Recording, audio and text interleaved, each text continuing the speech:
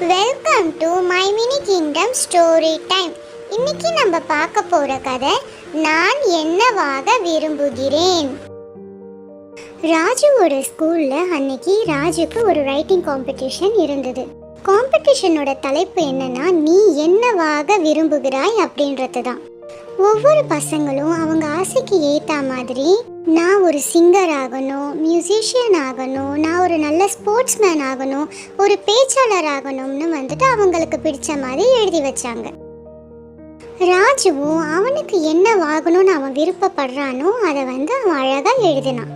எல்லாருடைய பேப்பர்ஸும் கரெக்ஷன் பண்ணதுக்கு அப்புறம் மிஸ்ஸு ஒவ்வொரு பசங்களாக கூப்பிட்டு, நீங்கள் எழுதினதை நீங்கள் அடுத்தவங்களுக்கு படித்து காட்டுங்கன்னு சொன்னாங்க.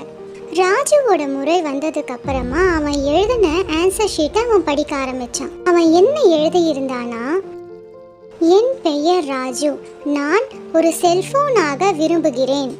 எங்கள் அம்மாவும் எங்கள் அப்பாவும் எங்களோட டைம் ஸ்பெண்ட் பண்ணுறதை விட செல்ஃபோன் கூட தான் நிறைய நேரம் டைம் ஸ்பெண்ட் பண்ணுறாங்க. எங்களை பார்த்து அவங்க சிரிக்கிறத விட அந்த ஃபோனை பார்த்து தான் அவங்க ரொம்ப நேரம் சிரிப்பாங்க. அவங்க ஃபோனில் எப்போ சார்ஜ் கம்மியாகுதோ அந்த நேரத்தில் மட்டும்தான் அவங்க எங்ககிட்ட நார்மலாக இருக்காங்க.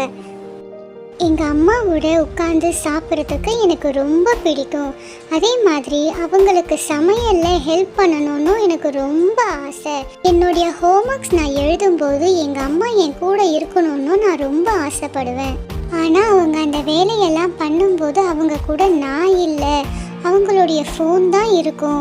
அதனால தான் நான் ஒரு ஃபோன் ஆகணும்னு ஆசைப்படுறேன். அப்போ தான் எங்கள் அம்மாவும் அப்பாவும் என் கூட ரொம்ப நேரம் டைம் ஸ்பெண்ட் பண்ணுவாங்க அப்படின்னு சொல்லிட்டு ராஜு ரொம்ப சோகமாக அவனுடைய பிளேஸில் போய் உட்கார்ந்தான். எல்லா குழந்தைங்களும் கண்ணாடி மாதிரி. கண்ணாடியில் நம்ம எப்படி பார்க்குறோமோ அதையே தான் அந்த கண்ணாடி திரும்பி நம்மளுக்கு பிரதிபலிக்கும்.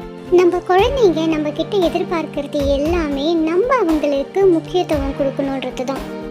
எல்லா முறையுமே இது சாத்தியம் இல்லைனாலும் முடிஞ்ச அளவுக்கு அவங்க கூட நம்ம டைம் ஸ்பெண்ட் பண்ணணும். நம்ம எல்லாருக்குமே ஒரு ஆசை இருக்கும்ல, நம்மளோட சைல்ட்ஹுட்டுக்கு போகணும்னு சொல்லிட்டு. அதுக்கு காரணம் நம்மளாம் அப்போ சந்தோஷமா இருந்தோன்றது தானே. நம்ம குழந்தைங்களுக்கு ஒரு கசப்பான அனுபவத்தை நம்ம கொடுக்காம அவங்களுடைய குழந்தை பருவத்தை அவங்க கூட சேர்ந்து நம்மளும் என்ஜாய் பண்ணலாம்.